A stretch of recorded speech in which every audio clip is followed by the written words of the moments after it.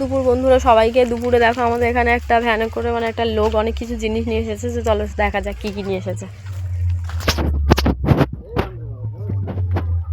দেখো এখানে প্রথমে এই বাচ্চাদের বল আছে, মগ আছে, পুতুল আছে, ঝুড়ি।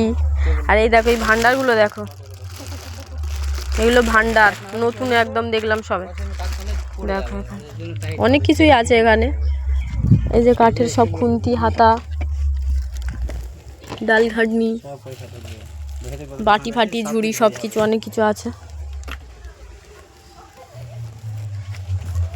আমার মা কি নিয়েছে দেখো, আমার মা দেখো এখানে খুন্তি নিয়েছে আর এই যে বাটি নিয়েছে 5টা।